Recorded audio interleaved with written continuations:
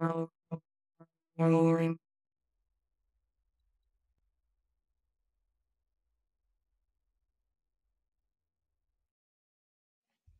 welcome to One Degree Shifts. I am Pascal. I'm the co-founder of Nectara.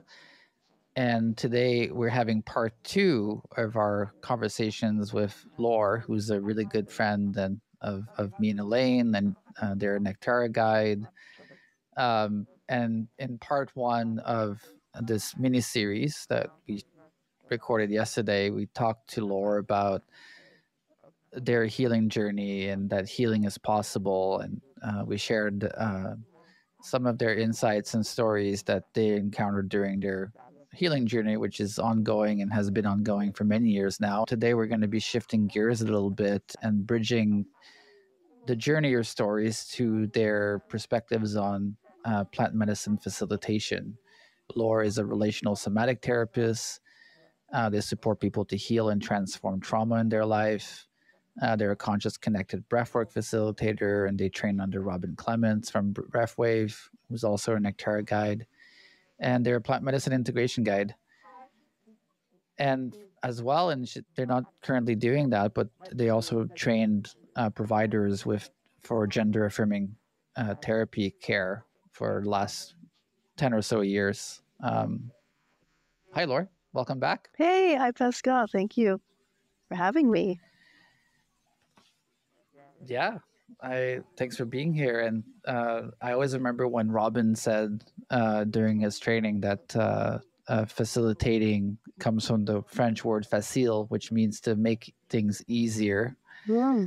And as we spoke about yesterday, your healing journey started in a very difficult, challenging situation. And we talked about how over the last decade plus, you've been opening, blossoming, healing, transforming, reflecting, learning from mentors and teachers. And somewhere along that journey, you started to outwardly shine the light you were finding inside yourself and started facilitating for people, holding space for over 14 years now for others. You've been true to trenches, both professionally and personally. And I'm curious to hear today, just to start the conversation around what originally drew you to this path of facilitating medicine experiences and holding space. Was there a particular moment that called you to serve in that way? Yeah. So the very first experience that I had with a grandmother with ayahuasca was a really transformative experience for me, not only with the medicine for my own experience, but we spoke a bit about this yesterday in terms of presence and love. And when I was in that circle, this really incredible facilitator with so much integrity and her team of people, when I walked away from that retreat or workshop or experience, I was like, I want to do this someday. I want to be able to be in a place in myself that I can hold that kind of space, which is really impeccable. It's not perfect, but it's pretty unparalleled in my experience.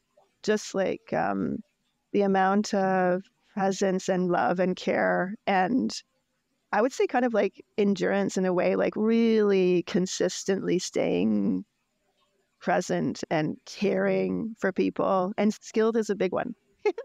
And and I knew at that time I wasn't in that place. But I was so inspired. It's like, I want to do this. And I think that's not uncommon for people. Mm-hmm. Yeah, but that was the first. Yeah, you felt the feeling of being well held, and I think for a lot of us, it might have been the first time we really felt that with other people. Yeah, and I think it's like a group context, and it wasn't just me feeling that. Like I could see and witness. It was actually a 5-day retreat with a lot of space for integration, relational somatic therapy as group integration, and as well as individual support. And it was just, I remember sharing with friends at the time, being like, I'm super trauma informed in my work, and I hold like a high regard and, I don't know, ethic around trauma informed work, as well as like compassion and care and skill. And I was like, this is like in place. This is what is happening here. For all those Mm-hmm. days working the people, like the facilitator and her team of people, really just being there so consistently for people in all different kinds of situations, with so much genuine care, love, presence, attunement, which is where that kind of really is really like what we're going to probably be talking more about later on, and like what's important, in my perspective, for people who are holding space for others. All those Mm-hmm. things were So it was. so rich and so present and so enacted and embodied and shared on a consistent basis through like the 5 days, that I was like, wow, like people are doing this and like it's happening, and I hadn't really experienced that before, and it inspired me deeply. Mm-hmm. Yeah, it sounds like it it sparked a lot of hope in yourself, and yeah, that experience also started shaping, or maybe continued shaping your understanding of what safety in this kind of work feels like, and what it actually looks like, and like you said, an embodied practice. Yeah, and at the same time, I was like, I am not there yet. So many years of being a counselor and a therapist, and that's the beauty from my experience of the medicine work personally. I mean, especially working with a grandmother, is like was just opening these doors for me of like, I had done a lot of healing, a lot, and I was shown and I saw and that there was a lot more to do for me. I think we're always chasing being better. How can I be better? That's the programming of the Western culture in a way. But then there's also like the importance of having a whole bunch of personal work that you do in order to really be able to be a good facilitator, or yeah, I mean, I'm saying facilitator in terms of facilitating like a plant medicine session for people or group for people. Mm-hmm. What would you consider sort of the most important lessons that you learned after that experience of, reflecting on, I'm not quite there yet, um, which is a beautiful insight to receive, right? To have that awareness of that. Mm-hmm. What happened after that experience? Like, what was your process to skill up or Yeah. to learn new ways of being, etc.? Like, Mm-hmm. what happened after that? Well, it was 5 or 6 years later that I started supporting other people in that process. So, and it wasn't in a group process, but in an individual process. And truthfully, in this circle, there's like a lot of holding, like physical holding, and there's a lot of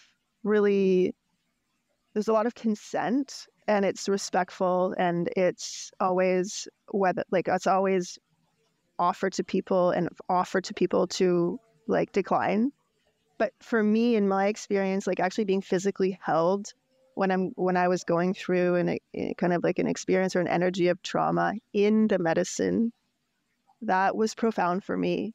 And I already had known at that time for myself that it's something that like kind of like physical touch was tough for me, something that I crave, but I just didn't feel comfortable.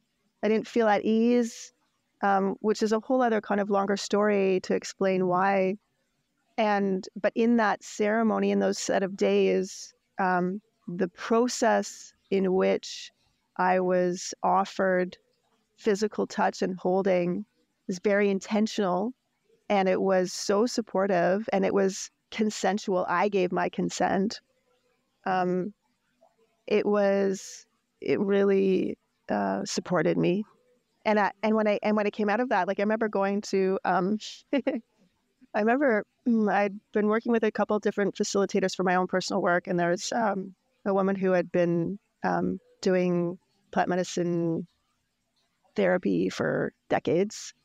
And I remember connecting with her and just saying, like, I want to heal this in myself, this deep piece of, I think it's kind of shame related, and just this like imposter, or maybe it's like the existential shame around just touch, just like simple kind of physical touch with another person. And I'm like, I feel that it's really important, and to be able to offer that in a highly skilled way, a really intentional way, because it really helped me so much. You can hear the rooster crowing outside there. I don't know if roosters crow, but caw. Yeah. It's roostering. Roostering, yeah. So I remember just being like, okay, I want to work on this. Like, I want to work on this specific element or impact of shame or whatever else it is that I'm uncomfortable with physical touch. And that's just one element. I also, at the time, I had a lot of anger at the time. Was kind of angry at the world, or angry at some of what I feel is injustice in the world. And I also was I had a lot of protective shields. I wasn't as open or at ease in myself or in relational fields. And so I knew that was important for me to continue with patience and compassion to attend to those places in myself, not fix them or change them. I mean, I did ultimately want to transform or change and have more ease. So through that devotion to yourself, really, with patience, which I think is such an underrated word, patience, the patience of spending all those years to continuously blossom. And I mean, you're still doing it, and we're all doing it, but really having an attention and awareness to yourself of where you're really at. And sounded like you kept learning from teachers and mentors that kept allowing you to entrain with them, to reflect with them, to learn and grow with them. And I've heard you say the word skilled a couple of times, and there's also a thematic of the words that I've seen you describe these teachers and mentors, and the keywords that I keep hearing are like embodiment, presence, integrity. And I'm curious, skill, like how would you describe skill? Like what other elements of strong or ethical or integrous facilitators have you noticed in your journey so far? The thing that's coming to me in this moment is trust.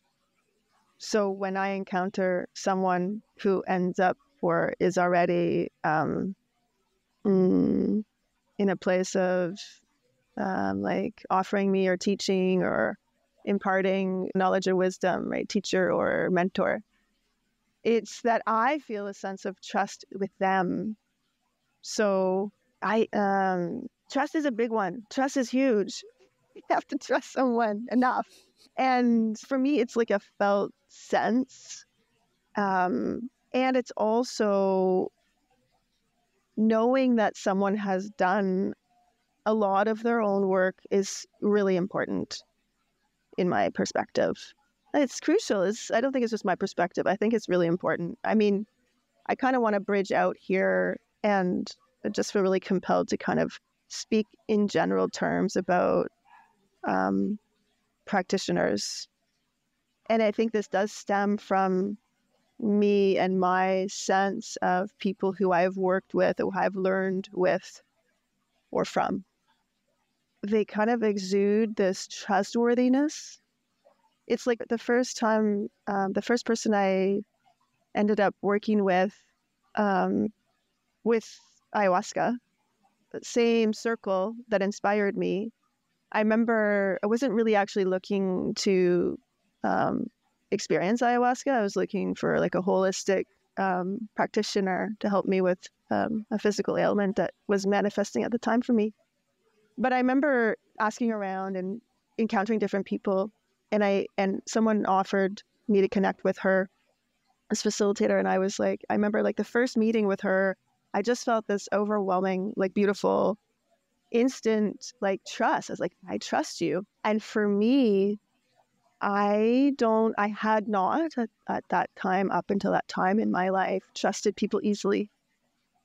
And I don't know if I say I trust people easily now, but much more. And and so how is it that she offered such an instant, deep trustworthiness? Right? So it's like, well, I have come to know her and work with her. Now she's a friend of mine. But I know enough that she has done an exceptional amount of work on herself and a dedication and devotion, not to herself, but to others and to humanity and potentially the earth. I mean, I'm not going to be, that's my perspective. And I think it's shared among teachers in my life, is that doing your own work offers you a self-awareness and offers you this ability to be able to you know yourself and know your edges, know your shadow, know things like, oh, where am I activated? Is this energy or emotion coming from me, or is this coming from the person that I'm working with? And then it's like, yeah, I mean, it's such a big question. And so there's what I feel is like the skillfulness of being able to maintain like boundaries, which means like, for me, someone who knows how to take care of themselves in relation to me, or is like able to be honest and truthful, and that they're gonna take care of themselves in relation to me, and that they're going to not just by words or communication verbally, but being able to hold a center within themselves. Yeah. So I don't know if I'm kind of trailing on and off here, because what's coming to me as I'm speaking is also elements of safety. So as I'm sharing these things, I'm also thinking, well, actually, this is to me what includes offering safe space for someone. Safe enough. Yeah, safe enough. I don't think you can actually be 100%. Safe-ish. Well, it's just, I don't know. It's just too wobbly. Safe enough is like solid. Okay, that's good. Thanks. I like that. Yeah, there's actually a lot of people who, and thanks for sharing that. And I think all those things are really beautiful elements of trust, which of course helps breed safe enough spaces for people. And I would add things like care and compassion. And I like that you said truthfulness, because I think a part of that element of truthfulness is also being able to lean into the shadow, right? And not being someone who consistently chases the positive and tries to look away from the dark, right? I think that's a part of trust that I've had to reflect on myself as well, in terms of my own journey, in terms of being an internal optimistic. And I've learned through the years, and I'm still learning, that the aspect of trust is to also be able to have the hard conversations. And actually, we had hard conversations together in the last years around different things that you brought up. There was like, wow, actually, Laura is like really calling me out here, and they're really being honest and truthful. And that led me to trust you so much more, because you were able to be that truthful, and that's true friendship. And I think that's a really big piece of creating safety. Yeah, for sure. For sure. And I want to agree with you that, yeah, care and compassion is so important. So important, but it's sincere and genuine care and compassion. Not with a weird agenda, that's a shadow agenda that the person doesn't really aren't aware of it, right? So it's like that's sincere care. Yeah, and I think it comes back to like, I don't know, I just really think it all comes back to yourself. Like in my experience, like I was sharing with you and on the conversation in the first podcast, of it has to come from you within. And my first real kind of anchor into a healing process was like over 20 years ago when I started learning and practicing meditation. And compassion for me was like an integral part of that practice of meditation. And so I can view my own experience of cultivating compassion in myself. And I believe it's not like a self-centered thing. It's that kind of, I don't know if it's a saying or it's this colloquial belief that you can't really love another unless you have love for yourself. You can't really have compassion for another unless you have it within. And so looking at my own decades of cultivating compassion and seeing how it really is easier and flowing, and I think has more depth when I offer that to others because it's been cultivated and offered within as a practice for many years. And I think that can be said for other things like my opinion or experience on what makes a good practitioner is that they have done a lot of their own work, honestly being willing to look at themselves and to know thyself, the shadows, the kind of dark places, so-called, right? Yeah, thanks for sharing. Earlier you mentioned safe-ish is a bit wobbly, which I've always appreciated your eye for details on words. I've learned a lot from that. I feel like a lot of people, and I've been picking this up since actually we've had conversations about that word a couple of years ago around the word creating safety or using the word safety. And I see that a lot in retreat marketing or facilitator marketing. And, oh, this is a safe space for you. And I always think now is like, how do you know it's actually safe for everyone that's present?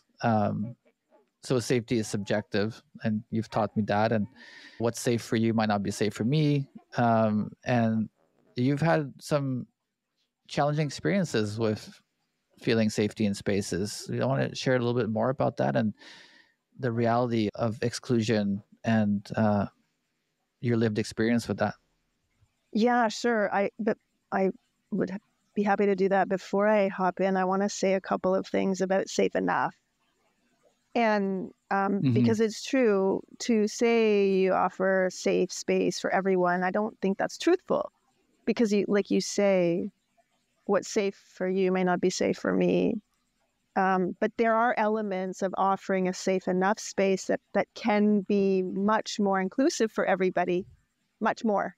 And then the other thing about safe enough is that when you say safe enough, it's acknowledging that it's not one safety fits all. And it's also, it's not flippant like, oh, it's good enough. Oh, yeah, safe enough. No, it's not like that. Yeah, yeah. And you're right, and it's so nuanced and it's so unique for everyone. I had this experience doing a yin yoga session a couple of months ago at a local yoga studio, and because of the choice of words the facilitator was saying, I actually felt a little bit unsafe in a yin yoga session of all places. Yeah. And it was subtle. It's not a big, I wasn't triggered or anything, but it was just like this wobbliness, like you said. And I don't think anyone else in the space really felt it because it was specifically my stuff that was coming up, right? But you don't know. You don't know. Maybe others exactly, were. You don't totally know. Yeah. So that, yeah. To go back to sort of the your personal experience with that, being a genderqueer person, and so which example can I share? A Rolodex of examples. I'm just throwing a little half joke out there. Yeah. I know. I think. Yeah, can I share an example of not feeling safe? Well, I think when we're using this language, I don't love the word safe. I don't love it. I think culturally it's been thrown around and misused. I mean, especially in the last several years, where, at least in the West, there's this notion of like, I've got to make sure other people are safe. So there's like these cultural kind of like nuances, or like maybe bigger than nuances, of associations with words and meanings of words. But I remember reading somewhere, hearing someone say that just by virtue of being a human being, you're not actually ever safe. If you want to talk about safety, what is safety? So for me, what's actually better for I'm working this out. I don't know for sure, but right now it feels better for me to talk about trust. And for me, they're connected. Safe enough, or safer spaces, is allowing people to the best of the ability that people can feel themselves and feel at ease, feel like they can, they don't have to be protective, they don't have to guard, they can be themselves, and they can expect, or they can expect regard and respect. They can expect respect. It's like a tongue twister. Yeah. So there's safe spaces in general. Especially, it's crucial to offer this for people working with plant medicine. Yeah, so important, because people are in an altered state where there's a high vulnerability and also a higher dynamic of power between practitioner and participant. And then there's the conversation, which I really, we had been talking about wanting to bring in, which is like trans and queer people and experiences of plant medicine and circles or community, and how there is, at least everybody that I've spoken to, literally every single trans or queer person that I've spoken to about their experience of being in a plant medicine circle or community, there has been varying degrees of wishing that there was more inclusion or inclusiveness. So that could be a whole other podcast. I mean, we could spend a lot of time on that, but I want to acknowledge that. And this is, again, some things would be, in general, when we're talking about safer space or safe enough for people in general working with plant medicine. And there would be a bit more specific focus on people who are trans or queer in working with plant medicine in an individual or group setting.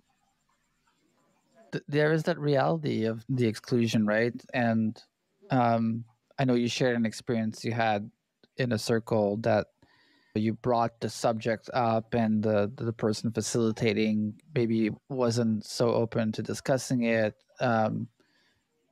And it's not about it. And what I want to say with that is that it's not about perfection. It's not about holding the best space ever. It's like being ethical doesn't mean you're doing it perfectly. It means you're open to receiving feedback in a way that honors the other person's lived experience, basically. Yeah. And again, this comes back to skillfulness, Pascal, because you have to have a foundation to be able to offer an experience or a holding of space where you don't have to expect that person to come to you and offer feedback. You have to eliminate the possibility, to an extent, of someone coming to you and saying, hey, can I talk to you about feeling excluded? That's not their job. It's your job to do as best you can to be welcoming and informed of the diversity of experiences in the room.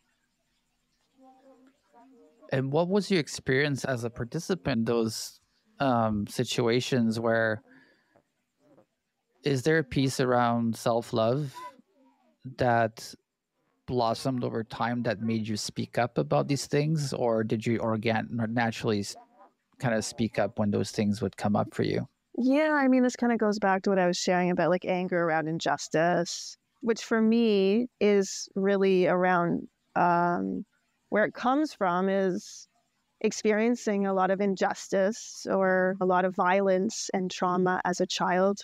and into my early adult life.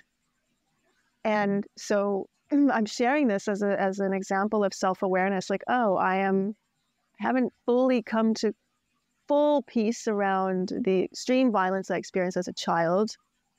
And so I'm kind of putting it into, when I see injustice in the world, I kind of jump on it or lunge on it as a way to kind of channel or funnel some of that unresolved anger or unresolved trauma of violence, which I perceived as injustice as a child. So I'm just kind of using this as an example to share a self-awareness piece just about me, but also as an example of self-awareness as important. As a practitioner, I think it is discernment. When do I choose to share with someone that I feel excluded because I'm a genderqueer or queer person? And when do I choose to not? So I'll give an example. It's a simple example when I have felt unsafe as a genderqueer person is being in a space where I am at least visibly, or I don't know, as far as I can tell, the only genderqueer person in the space. And I want to say that a lot of people have been inclusive at the same time. I feel also pretty. So just like, for me, it's language. For me, it's like not having a space for me to share with people. At the time, I was pretty, it was important for me for people to know that I use or prefer they, them pronouns. And I say prefer because it's not a norm. And for people to just easily use they, them pronouns.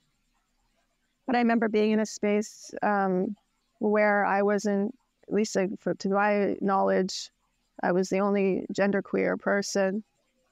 And there was no opportunity for me to share that in a space. It wasn't kind of acknowledged. And then there was language. Like you said, language is important to me. And at the time I was hearing this language around like divine feminine and divine masculine. And we've had these conversations before, Pascal, but it's like sharing like, what actually is that? And what is non-divine and what is divine, and this kind of like binary of masculine and feminine.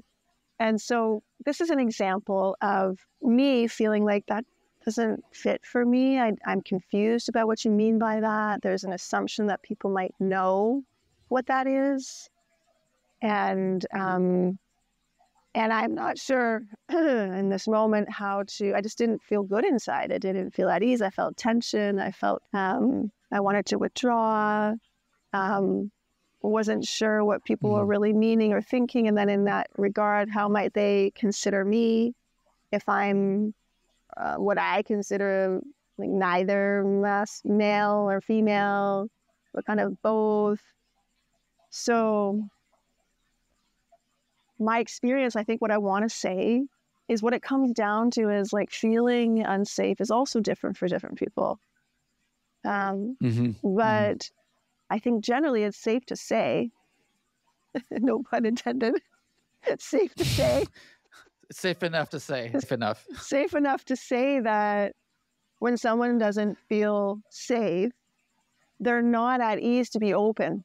They're not at ease to be receptive or to share honestly or genuinely. There's a protectiveness, there's a tension. Others might help me fill in what that really is. But there's not an ease. And this is so important in medicine space. It has to be safe enough. It has to be like a skilled enough space for someone to feel at ease, to go deep, to dig deep, to kind of be vulnerable, to surrender. So knowing parameters for others around what helps you feel more at ease, what are some things that I can know that don't work for you. So that's putting the work on the participant. That's where I'm saying that the skill is in the practitioner to have that covered in a good enough way. That means being informed about different areas where people might not feel comfortable, might not feel able to be themselves.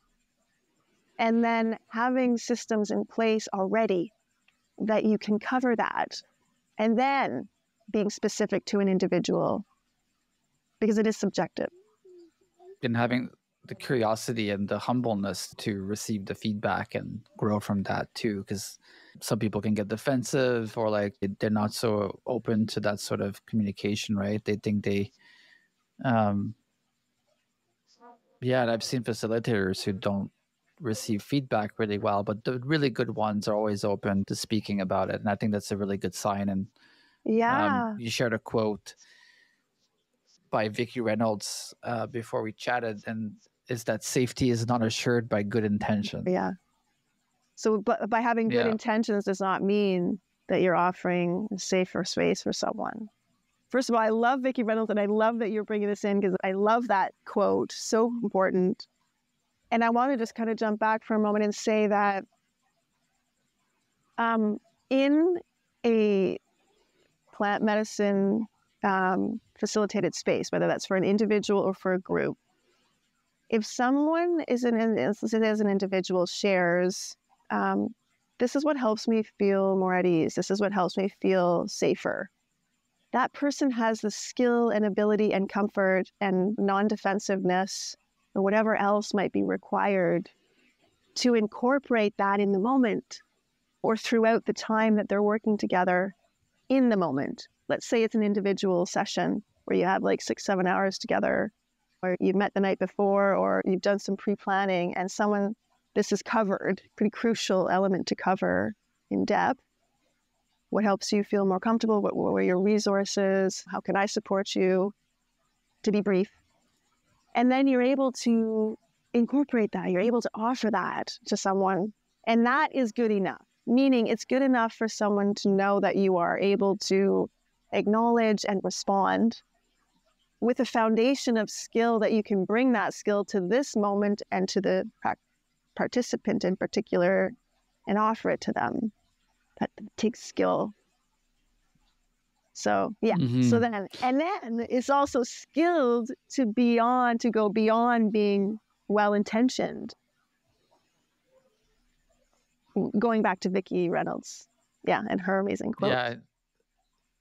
Yeah, it's a great quote. As you were sharing about the questions, I was thinking people are more perceptive to the details than sometimes we give them credit for. So even by virtue of being asked a specific question before entering an experience, I've had a greater sense of trust and safety in the space just by noticing that they're asking that specific question. Really communicates their level of awareness and integrity in which to conduct their work. Most likely, it's not the only sign, but it's a good sign. And so I think that those level of details that are being offered to create the trust and the safety happen dozens of times before and after and during an experience that maybe we don't notice, right? The small things. And I think that's really beautiful to get really curious about those things. Yeah, I love what you're saying, for sure. And it's also like short-term, immediate, and long-term. So it's like another component of how to offer what I feel is safe space, safe enough, safer space, is that you mean what you say and you say what you mean. And that's a tall order, but that's something that you have to experience that in someone. Let's say that I'm a client and I'm working with a practitioner. I can't know that right away. I can get a sense of it, but it's this longer term, takes a bit more time to earn and develop trust. Yeah, so I'm going to feel much more at ease and safer if you are going to really, truly stay with the practice of when you say something, you mean it, and that I can trust that. That's totally important. At least it's important for me, and I think in general. Yeah. Yeah, I think you explained that really well. Like the foundation, the bedrock of safe enough is really trust and integrity. And one of our good friends, Richard, talked about integrity before, and he said it's kind of like a chair. One of the legs can be broken, but it can always be repaired. So Mhm. again, it's not this idea of like being a perfect facilitator all the time, but being willing to engage in dialogue and improving and listening and attuning to other people and continuously improving, Mhm. basically, is a big part of building trust. And over time, and I think the element of time is such a big one as well, in terms of really having done your work, as you highlighted before, and having interface with more people, basically understood the human Experience. spectrum, Yeah. basically, of all the types of people who engage in this work, which is all over the place, really. Yeah, for sure. And I want to come back to like what makes a good practitioner. And um, I think that's like having a really kind of exceptionally high sensitivity of being able to be attuned to someone else. Attunement. Yeah. And I think that it's attunement on a lot of levels. I think it's really important, and this really comes from my practice and studies on relational somatic therapy. And so it's like understanding the nervous system in terms of trauma and healing trauma. And if I'm able to, or if a practitioner is able to be pretty highly attuned to the nervous system of another person and the nonverbal kind of sensory or visible cues of how to notice when someone's in a more activated state, or when, there are elements that you might be able to perceive and see or sense.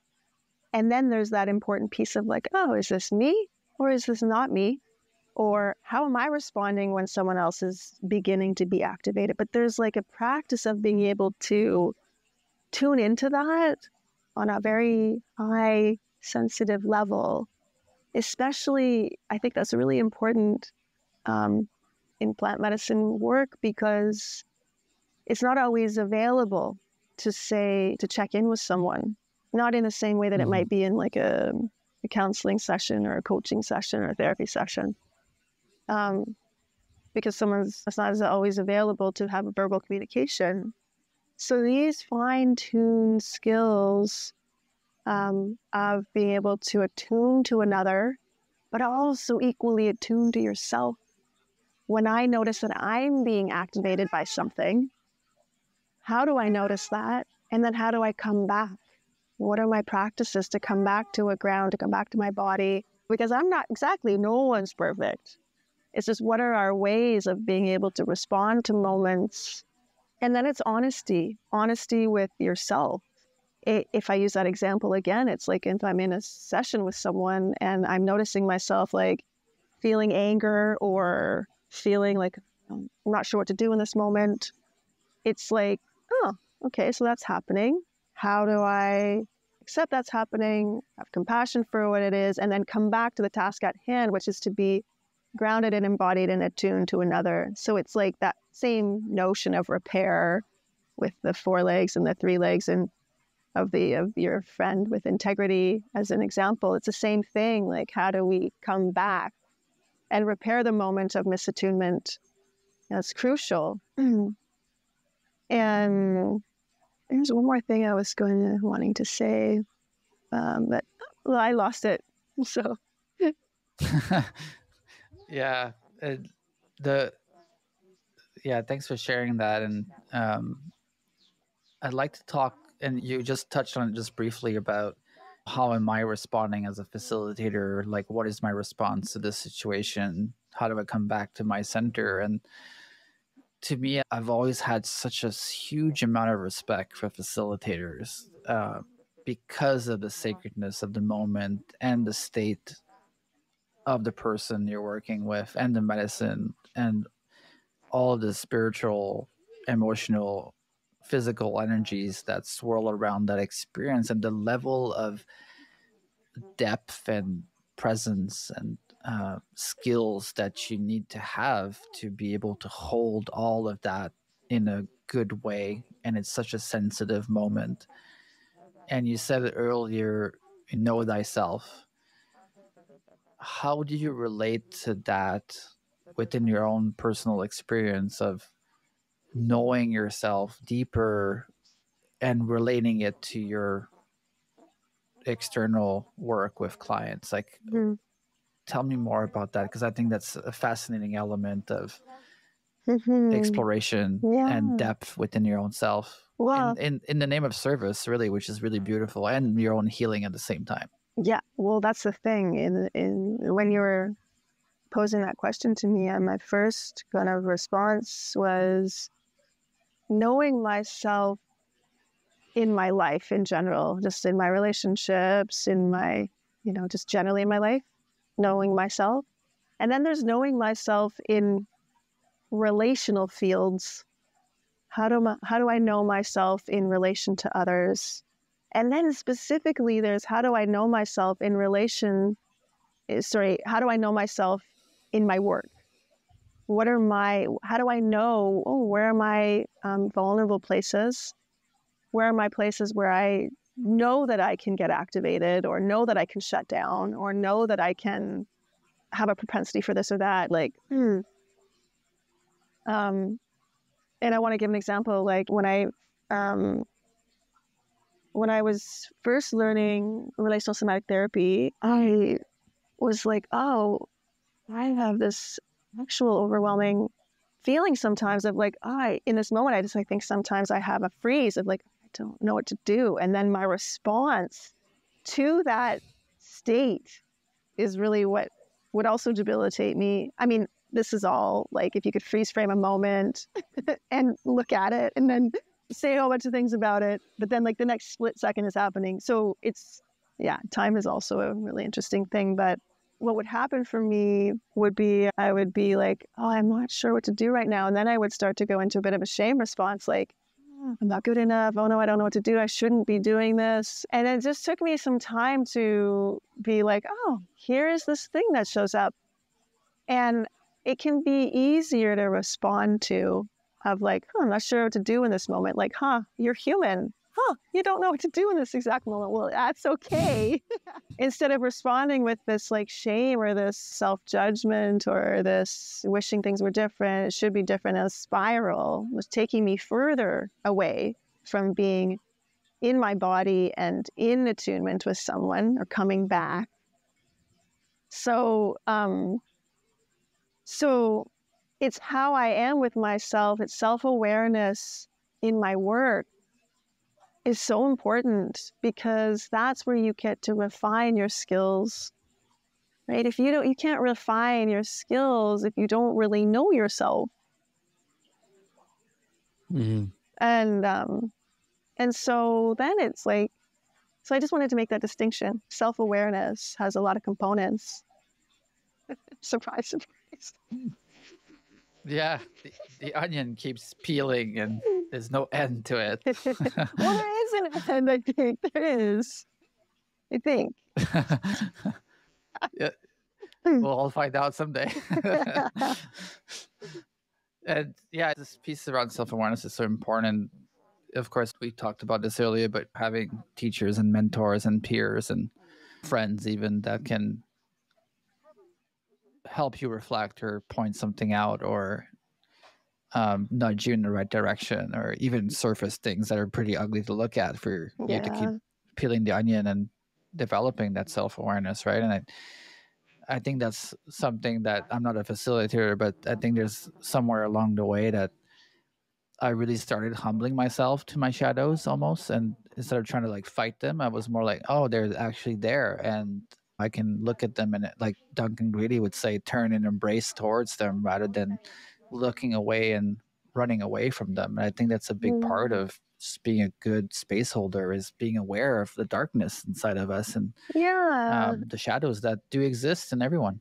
For sure. And it's like reminding me of one of the beautiful people in my life who influenced and taught me a lot. She would say, see if you can befriend. And I remember at first, like this is like in a meditation. It's actually a mindfulness-based trauma counseling group that I was a client in. I was a participant. And remember the offering of sharing my experience of approaching trauma with mindfulness. practice and just this offering of like, see if you can befriend. And I remember just being like, no, I can't befriend it. And then I refuse. It's just like this resistance. Resistance is huge too. It's another massive piece to talk about in terms of being a good practitioner, resistance. But it was framed a bit differently. She came back and said, well, see if like, does it work maybe if you can be befriended by this energy? So instead of me being in the act of befriending, at the time it was easier to like receive an offering of someone wanting to befriend with me. And the someone is an energy, right, of like, I don't know, shame or something. Shame keeps coming up in this conversation. So, but all that to say that I like the idea of instead of fighting or instead of turning toward, I love the notion of befriending a part of you that might not be easy to see or know. See if you can intend a quality of befriending. Yeah. I'll be practicing that one. Thank you. Yeah. I'll make more friends. Yeah. Yeah. Yeah, it's lovely. Thank you for sharing that. I'd like to touch on this word of resistance, which it seemed like it was had energy for you. Do you want to talk a little bit more about resistance for facilitators and space holders? You're Yeah. laughing. Well, I laugh because resistance is a massive teacher in my life. Like, I am familiar with resistance on an internal level. So I laugh. I am too. I'm a professional resistor, so. So that's why I laugh. It's funny but I want to be specific about resistance is important as a practitioner to be familiar with, and how are you working with it with other people, especially in altered states of consciousness, is that there can be beautiful opportunity to have that resistance come to the surface, to be able to work with it in a way. And I think in general, there's resistance to surrender, or there's resistance to, which I think is related to fear about the experience in the first place, which is healthy. There's nothing wrong with it. So I'm more thinking about resistance in terms of meeting it in the space, meeting it in the facilitated space. And then there is, just by virtue of touching on this, then there is resistance internally as a practitioner. Oh, when is resistance showing up for me with another? Oh, I'm resistant to, I don't know, whatever this person is bringing up, or so there's many could talk. There's lots. So I like that you say, let's just touch on it. And this is good to consider. These are things that we're not providing answers here. It's kind of food for thought and inquiry. Good questions are really helpful learners, helpful ways we can learn, or offering kind of points for greater contemplation. No one has figured all of this out. Spoiler No way. alert. Yeah, no way. We're building this spaceship as we're flying, and it keeps changing all the time.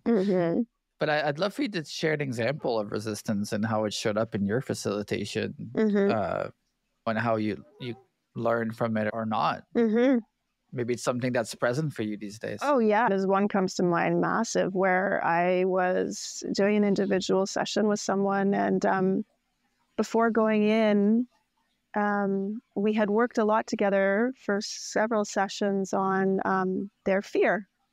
And she had fear of being in an emergency situation where she had a health crisis.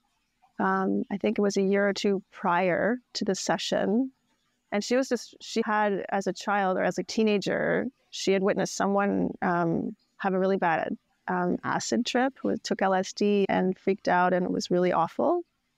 And so there's this association between working with the medicine and having some fear around something really explosive or bad happening.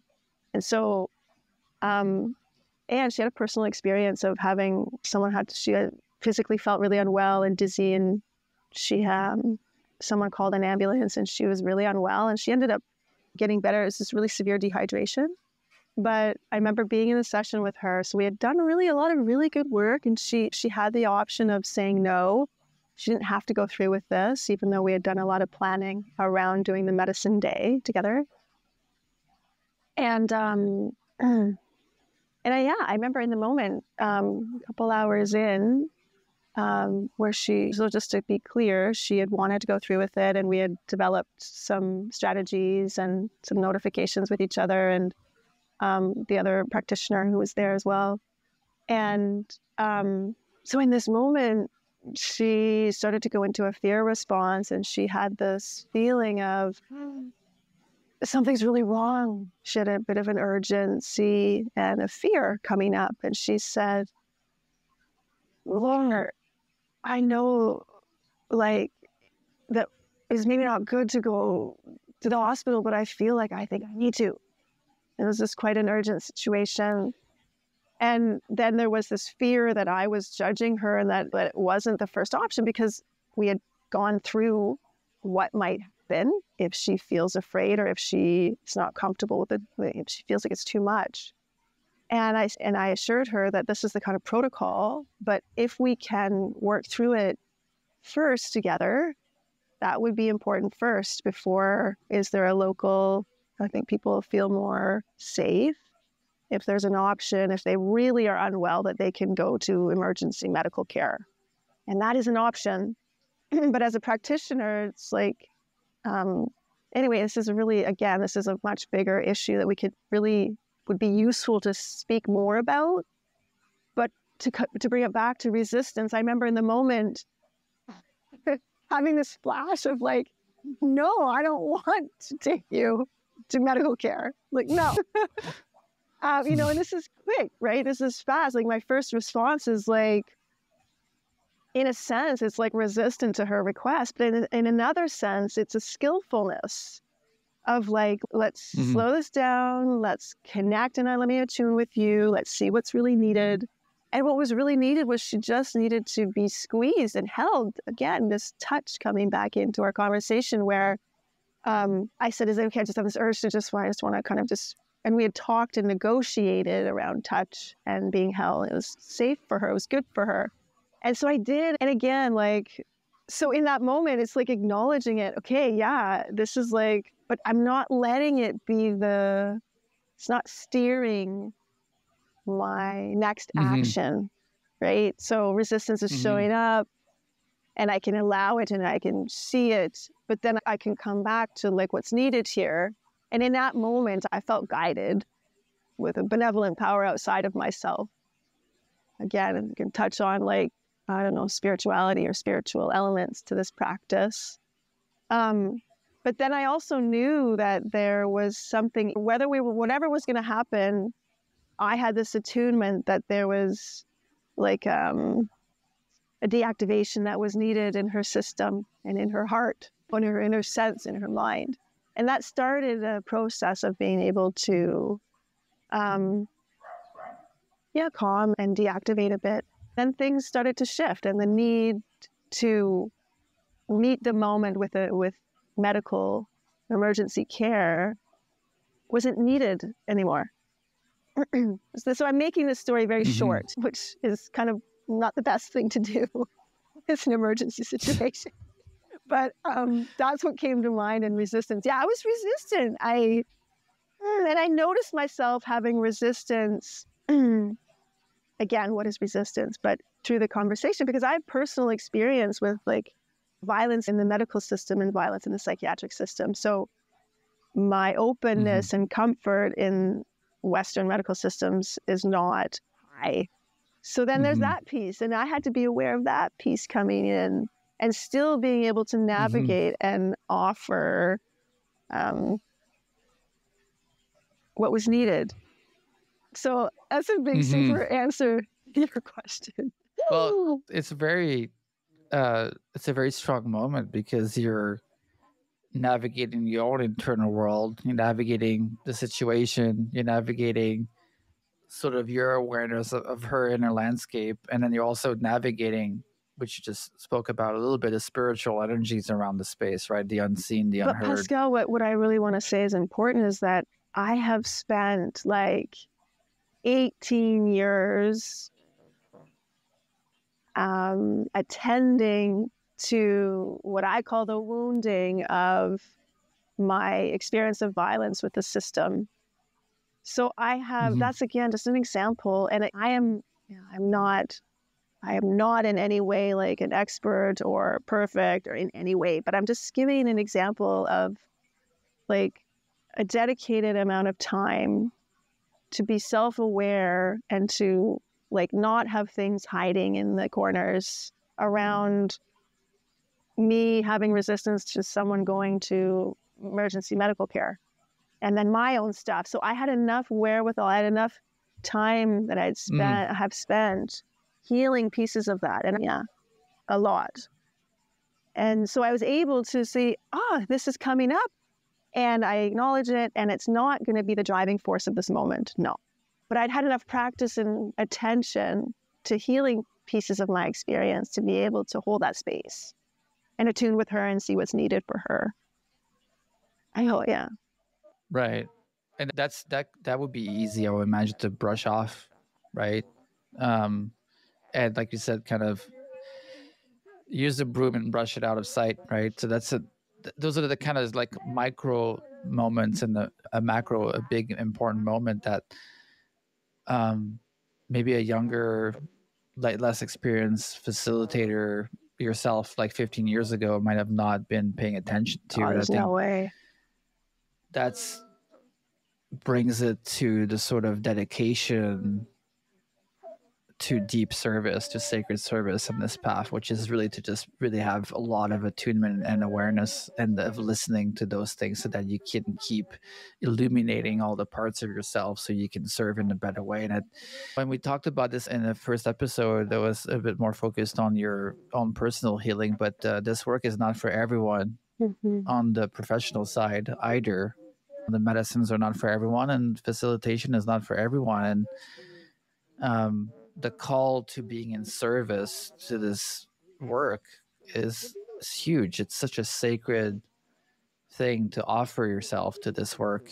And we talked about it a lot today, about doing your own work and the dedication and the patience and things like that. So it takes a lot to do this, and it's not for everyone. Despite what the training programs are trying to tell people for the most part, which is come on over, do a 2-week training, you'll be facilitating in no time. But you know what? It takes decades to do this in a really good way. Absolutely. Yeah. And we have even touched on like what's so imperative or crucial or highly important is your own experience with the medicines that you're working with others with, your personal experience of being a client, being a participant, having someone hold space and support you in the process of working with plant medicine. But then also like your experience, your practice of being able to facilitate. You have to practice. You have to practice knowing what is important. I think I'm getting tired too. Sorry. Which is fine.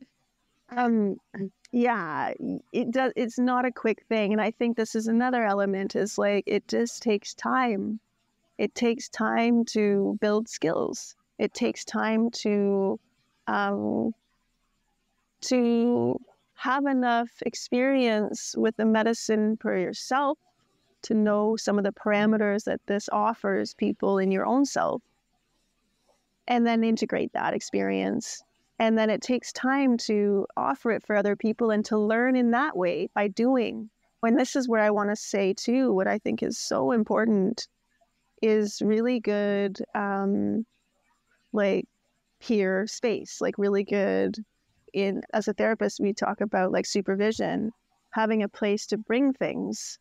Oh, this is what shows up for me when I'm offering a plant medicine journey for someone. I had someone to bring my experience of resistance and this kind of crisis or emergency, someone really considering they wanted to go to a hospital or a medical emergency.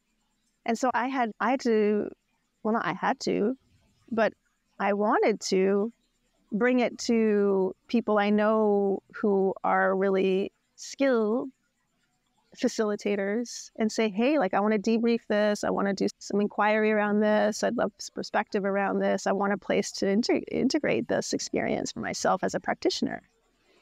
And so that's crucial too, is being able to be really willing to be vulnerable, to reveal the places where you might have made a mistake or where you might have not been happy with your work, with how you approached a situation, or happy with it, but it was like a super close call. You need to debrief it or whatever. That's really important too. Yeah, I think you've said it to us before. It's like a place to share your fuck ups. Yeah. I think it was Dr. Crisco who said this to me once. So I was like, that's true. That's exactly it. Yeah. Because we all make mistakes, and it's really good to have people to kind of debrief with. And you're currently in Peru, staying with a Shipibo family, and you've been learning from them, and would it be fair to say it's sort of an apprenticeship in a way for you? It's more about your own personal healing, but it's not an apprenticeship. No, it's not. It's an apprenticeship of life. It's not an apprenticeship of anything apprenticeship else. of life. Yeah. Yeah. Right. Yeah. Yeah. No. When people see your apprenticeship, you're staying with the Shipibo family, they may think that I'm apprenticing as like a practitioner, as like a curandera or a curandera, which again is a gendered thing, but no. Mm-mm.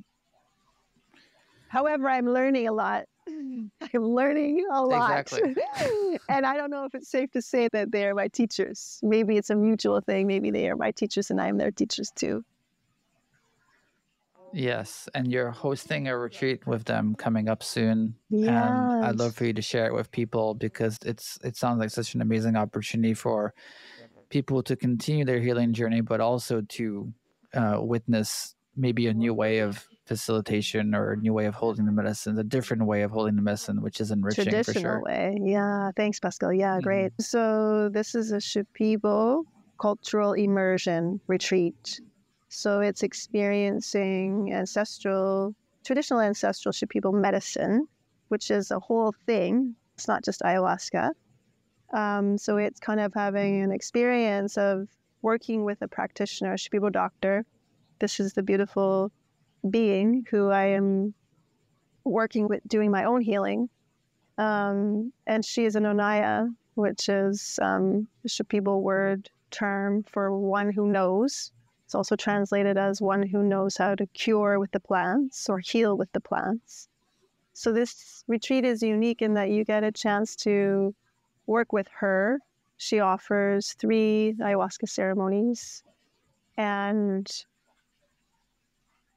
I want to say a bunch about it, but I'm trying to keep it brief. So traditionally, Shipibo tradition is that when you drink ayahuasca in a ceremony, it's only traditionally that the curandera drinks the medicine to doctor, to see and to work with you, what plants are needed, and to be able to see actually what's happening with the people in the ceremony seeking healing. So that's what's offered here. First ceremony, she's the only one that drinks the medicine. And then the second and third ayahuasca ceremony, you have the option of drinking the medicine if you want. So I would imagine most people would want to, but it's also open for those that don't, that want to experience a powerful ceremony without drinking. And it is very powerful. And so there's 2 other things that make it kind of unique, in that you're immersing in Shipibo culture by staying on the homestead of a Shipibo curandera and her family. And they've been receiving foreigners seeking healing for years, and that's set up in that way. And then the other thing that's unique is that it's an opportunity for people who actually want to learn more about the medicine practice. So there are informative workshops, and they're led by Onaya Rogelia, and also her son is assisting her, Maestro Mike. And these workshops are for you to get a taste of, like, what are some of these healing modalities in the history. So what is ancestral medicine? What is traditional ancestral Shipibo medicine? What is it? So a talk on that, and they're mostly led by Naya Rohelia. What is ceremonial tobacco, which is mapacho and Shipibo hape?